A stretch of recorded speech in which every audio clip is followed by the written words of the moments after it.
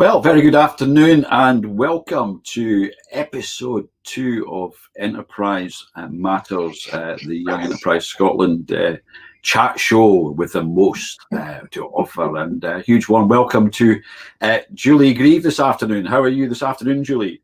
I am living the dream, Jeff. Living the dream, that's excellent. In my utility room. In the utility room, yeah, well, it's a nice place to have a utility room. You're in the coastal region of Fife, so we've not travelled too far from our last show, which was in the deepest, darkest depths of Dundee. That's about 5 Ds in a row, so there's alliteration of that. We just cruised down the coast slightly, and we're delighted to have you here today, Julie. In fact, we're so delighted, actually, that we've got a bit of a bigger audience here with our Enterprise Matters than some small commercial TV channels that are out there. So anybody with a commercial sponsorship hat on that wants to have their brand ladled all over the top of this thing, get in touch with me after today's show. Never miss an opportunity. 3 quick questions before we go into this, Julie. Yep. Because you can see from my background, Clash or Sex Pistols? Oh, Clash, definitely Clash. Correct answer. One, Seville or Betis on the Seville derby? Oh, that's quite hard for me. I'm going to go Sevilla. Sevilla. And the last one, salt and sauce or salt and vinegar? Salt and vinegar, of course. Salt and vinegar. There we go. And well, it's salt and sauce for me, I'm afraid. But and before we go into the chat for this afternoon, a huge thank you to everyone who's joined us, and a special thank you to everyone who took part in the poll that we attached to this session today. And the poll question was, what is the best way to improve enterprise skills and entrepreneurial mindset in young people for the benefit of the country as a whole later on? And we had 18% to say embed enterprise in the curriculum. We had 20% say more learning by doing in the classroom. We had 0 and nada percent to say entrepreneur in residence. But the most popular answer was a combination of all of the above. Julie, how did you vote on that one? Well, I'm all learn by doing. Learn by doing. So, well, you've probably taken that up a notch there. We'll give that. Let's say we're going to try and stick to the similar sort of theme that we had with Chris last week, and it's all about lessons in life. And I'm going to ask Julie not to go back too many years because she's younger than I am, but we're going back to her informative years in senior phase of education, that sort of thing, because I know you went to the school which is just a long road from me in my house here, which was Stirling High School. So tell me a bit about that time in your life. Yeah, it was good. I moved school when I was in first year, so I'd been in Cumbernauld and then ended up in Stirling due to my parents' business going into bankruptcy. And I think it's that sort of thing as you're growing up where it was quite a big event. You know, we'd lost everything, we had to move. But it taught you that, money isn't everything. Dad totally bounced back, went away and got himself a job. And, we were in rented accommodation, but it was good. We might not have had the coolest trainers, but actually it taught me a lot about money and resilience and just that sort of bounce back ability. So I have to say, I enjoyed Stirling. Mum and Dad, all entrepreneurial to the core. They like to do up houses. So as well as having lost the business, they were in the middle of doing up a house. We moved again, they did up another house. And it was just that sort of thing. You're in charge of your own destiny, and school for me was very good until 5th year when I met a boy. That sort of screwed up my hires. So I had to reset them in 6th year and then think about what I wanted to do with my life, really. And that was at Stirling here, a new area for you. And then once you'd passed those hires, finally. But so you there you are. You're 32 and you've just passed your hire. You're 18 or 19. You've passed your hire. What was your next port of call on your entrepreneurial journey? So I had done the Young Enterprise actually compact, and I had thought through school that I might like to be a lawyer, but in the end I settled on business studies, and I went to Napier University and did a HND in business studies. Again, I was offered a degree course in Aberdeen, but the boy was going to Edinburgh, so I went to Edinburgh and did an HND, and I actually thoroughly enjoyed it. 2 years sort of, away from home, and it was the right choice for me. That sort of lots of different things. That's what I like. I like lots of different things. I like learning. And by the end of that, although I was offered to go on and do the degree, I decided I want to go to work. Ah, right. So you're a learning by doing person, really, aren't you? I am.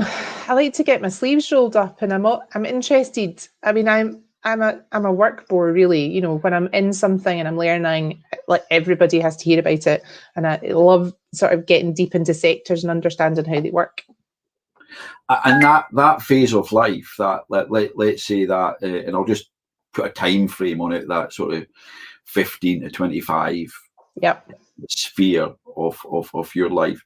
When you look back now, what was the thing, that the lesson that you learned from then, and one that potentially has stood you in good stead as you've progressed through years? Well, I mean, through school, through university, I worked, and then obviously I decided to go and get a job rather than stay at university. And I think it was always about, I wanted to be in charge of my own destiny. I wanted to have my own money. I wanted to be able to do what I wanted to do. But I also was, I went away up my first job, rather than going to work at Standard Life, which would have been a great job. I decided to take a risk, and I went away up north to work as a training assistant for a supermarket.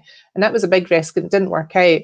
But, I was fine. I just kind of was like, I can get a job. And I came back and I temped for a while, and then got my next job. So I think the lesson for me was, just keep applying, do what you have to do, but always try and get your own money.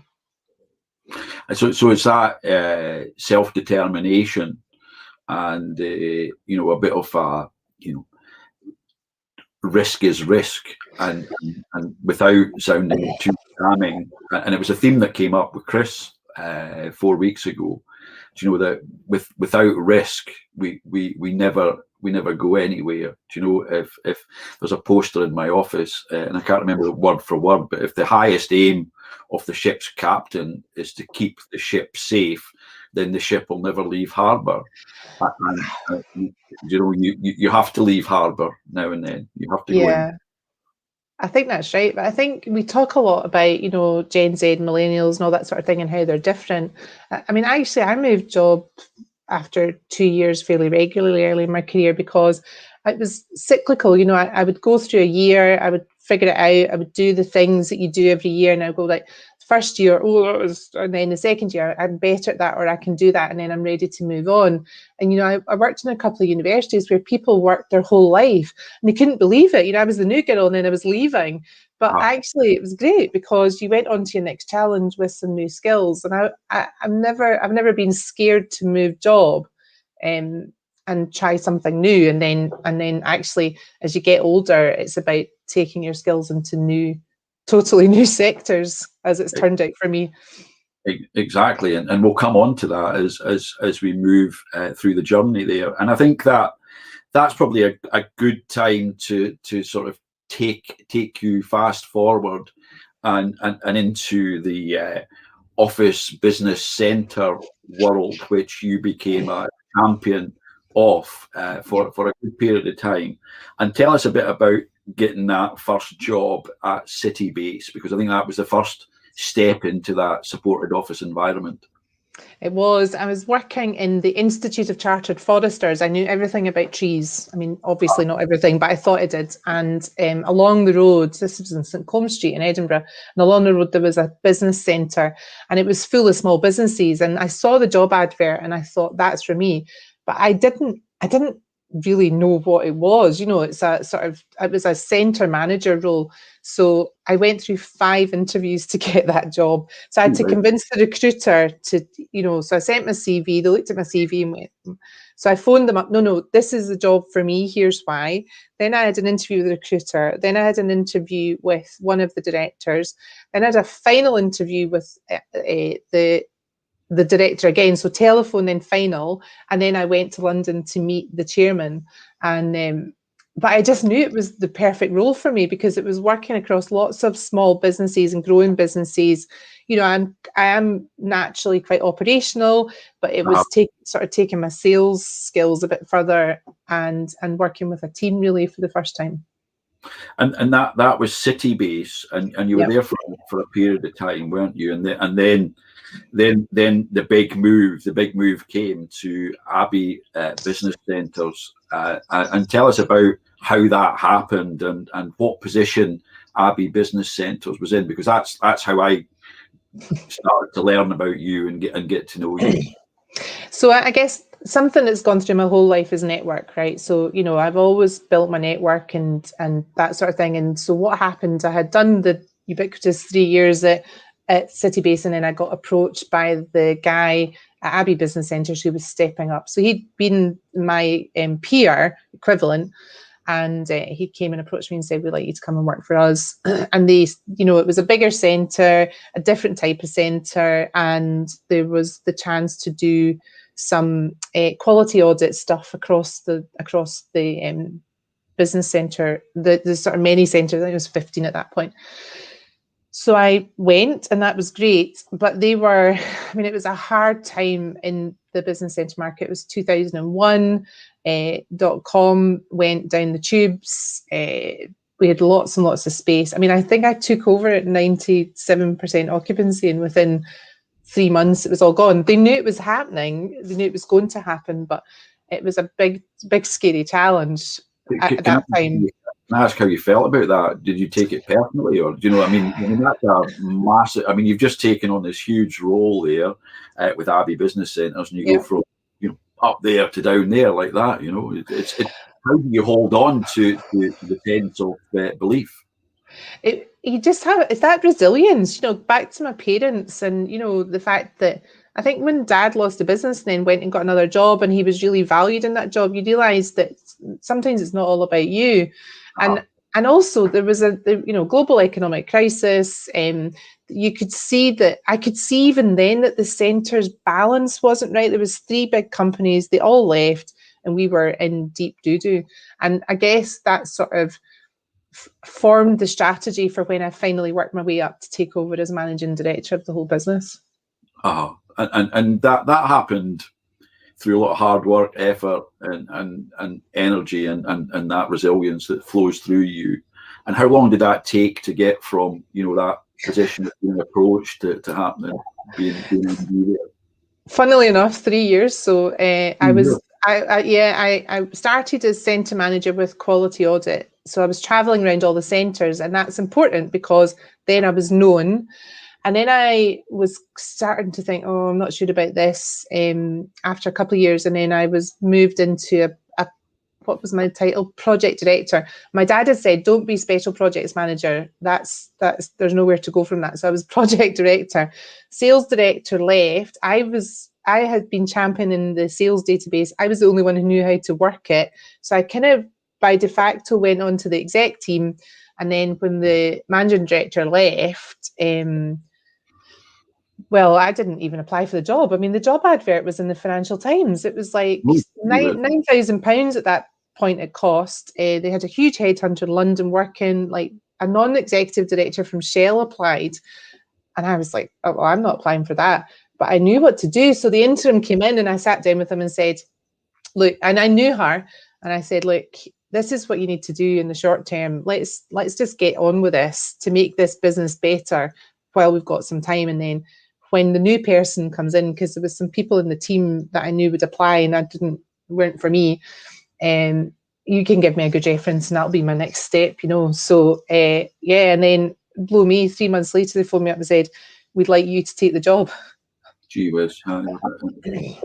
And that was one of the things that happened for you then during that time at Abbey was that there was a sale, wasn't there? You prepared the business for sale.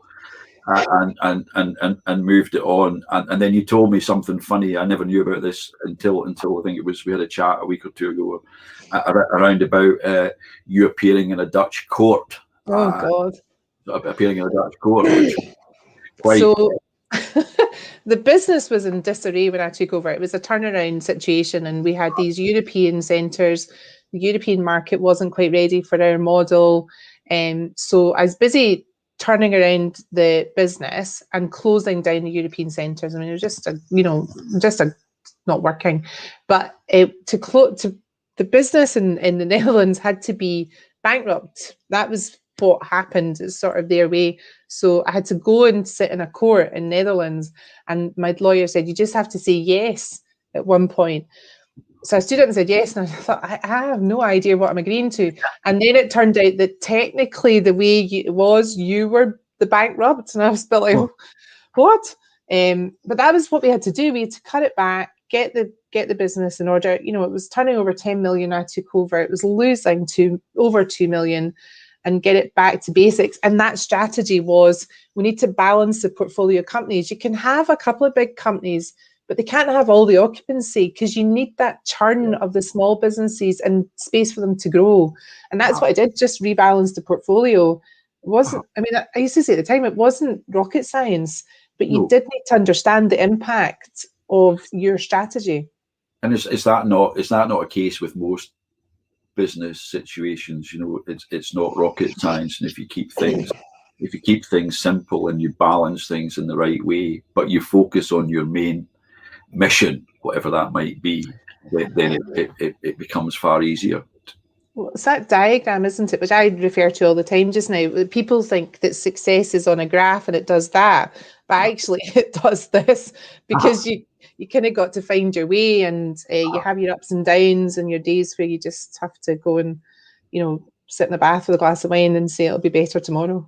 It will be always better tomorrow, and nothing will stay the same. That's the certainties in life. And I suppose if you were to reflect on that period of life, so the time from City Base and maybe more so into that journey through Abbey, what would be your core takeaway from that, the lesson that stood you? It's all people, because I was promoted from being peers with centre managers to eventually be managing director. And there was two guys that I thought, they did apply for the job and they didn't get it. And then I acquired them in the management team. And I spent 18 months trying to get one of them. It wasn't even just in the boat beside me. It was like, you can be in a dinghy, but just try and be rowing in the same direction. And eventually I just was like, I can't do, I was 34, and it was the first time, not the first time I'd had to fire anyone, but the first time I'd had to go through a senior team member removal. And I remember having done it and then speaking to everybody, and just a huge sense of relief, because he wasn't in the right job. He turned into an assassin, and I'm all about, you don't need to work somewhere. So if you don't want to work, go and get another job. We generally live in pretty good levels of employment. Go and get another job, and don't just go around undermining me. But it was just, he was in the wrong place. I had to make it my own, and I spent too long trying to, make it work. I should have just done it earlier. And I suppose the lesson there being people and having the right people round about you. And I think you referred to assassins versus ambassadors last time we spoke. And it's about getting the ambassadors on board.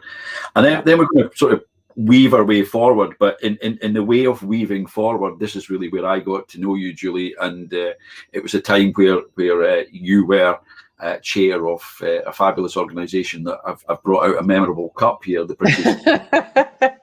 And there's probably a few former colleagues on watching the show today, and we had some great success. And I dug a few things out. So Brewdog beer, which is a bit, and actually these were all businesses that were founded and supported through PSYBT. And in actual fact, Brewdog was only number 2 in the top. I know. 100 then. And there you go, Amazing. established 2007, job created 50 and turnover 5 million. And the legacy of that small organisation, PSYBT, is immense, and they still keep popping up today. But the reason I mention that as well is because I think it's all about that ladder of enterprise, and Young Enterprise Scotland has a significant role to play. And the pen I'm clutching in my hand is a pen that was made by young people from a school in Hamilton, and they progressed through, and you're an example of Young Enterprise through working with PSYBT as a volunteer and now an entrepreneur. So short segue there, but we're going to. But Jeff, just to say, I mean, your team at PSYBT is a team that I still look at and think, what a phenomenal team, because you look at where you're all distributed to now, and you're still all in that environment fighting away. But what you achieved as a team was phenomenal. Thank you, and we have fond memories. We do. But I'm going to put you on that fast forward button on the old Betamax, and I'm going to take you into digital DVD territory, and we're now about 215, 216, and Julie Grieve took the huge entrepreneurial leap with a new business. So tell us about that new founded business in 215, 216. Yep. So eventually sold out Abbey, went to work with a property developer, setting up service departments, and that's where I had the idea for the current business, Crichton. And Crichton's about helping integrate a very fragmented landscape. So hospitality's got lots of great guest-facing technology. You can check in online, digital key, chat, ordering, all that sort of thing. But they're all different interfaces, and so they find it very hard to get ROI, return on investment, because you can't tell your guests to work across multiple platforms. So we bring it all together with information. And I mean, I still to this day think, what the heck? I mean, I'm not a technologist. You'll be delighted I didn't swear there. I'm not a technologist, and hospitality was new to me, although one of Mum and Dad's other businesses had become a sort of small hotel restaurant with rooms. So I knew a bit about it, but it was just fascinating to go in and learn, and then to be able to say, I've found a thing that you can do here that is, again, something new.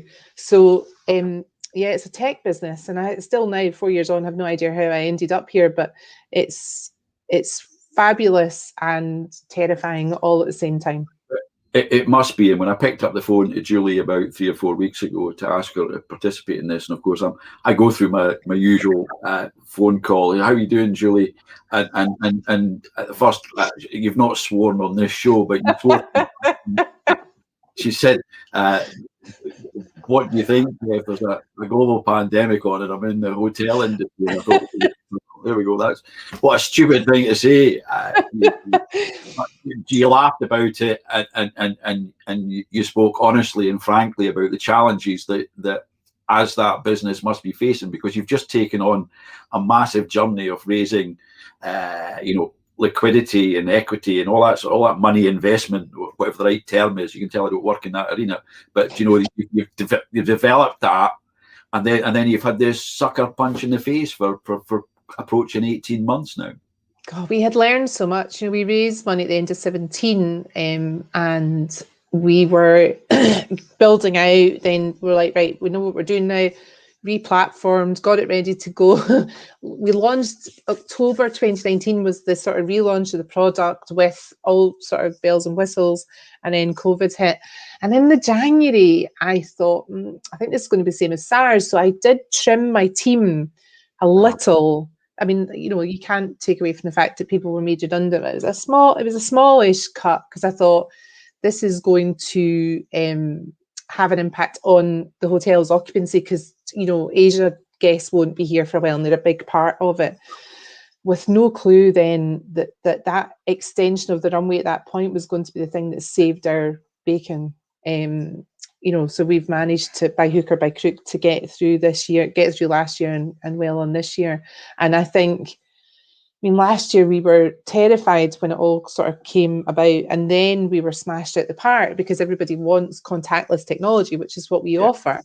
But now they've got no money. The industry is in big distress, and just There'd been great support from the government in some ways, but an abject lack of understanding really about the cost base of hotels, and limited support for the supply chain as well.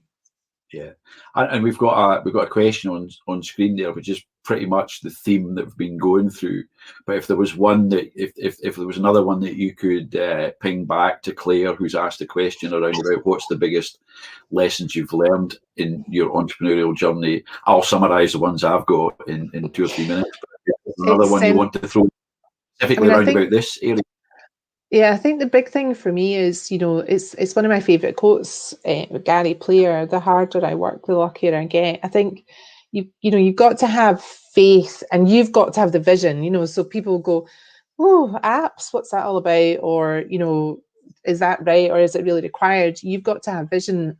But I do think you can build your own luck, that faith in yourself and your product. You can keep going through adversity. I like that phrase from Gary Player. He was the golfer that played in Black all the time, wasn't he, from South Africa? But the bit round about that is, that you keep going and you keep going and you keep going, and it's so connected to resilience that you've built up. So you don't just have that hard working ethos. It's about the resilience that comes into it, and the bit round about people that you've developed. And I suppose the last question for me before we summarise and close up, because we always like to try and keep these to as close to 30 minutes as we can, because we know some people have sneaked away for their lunch break. So the last thing for me is, what's the next year, 2 years look like for Julie Grieve? Well, I'm raising money just now, so that's going to be a big part of it. And we've built the most fantastic scalable product. And actually, I'm so proud of the team. And because, it's just my idea. I can't go and code stuff. And, the sales team and the account management and the people who actually getting about making the apps great. So the team are fantastic. And I think we will look to close that round over the next couple of months. We've got a great roadmap. Hopefully, fingers crossed, we'll see recovery, sustained recovery. There will be recovery as soon as they get to open, because there's so much pent up demand.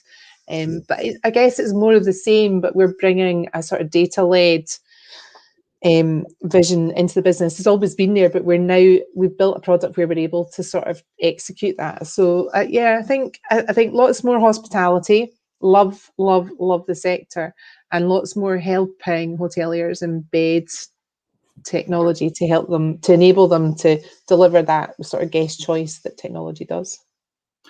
And I think that, as always from you, Julie, is a painted a picture of optimism and hope and aspiration and all the stuff. And for somebody who works so hard and somebody who gives so much back, it's nice to hear that, even in these times where you're working from home and trying to support that team who will be nervous and they look for that compassionate leadership that you give them. So the three things I take away from this is, first of all, is around about your desire to be in charge of your own destiny, and that being learned very young in your life, and the second lesson that you've picked up is that it's all about people, and that's what Chris said the other week, and it's something, without people you're nothing. That was Joe Strummer, just to get a Joe Strummer quote in.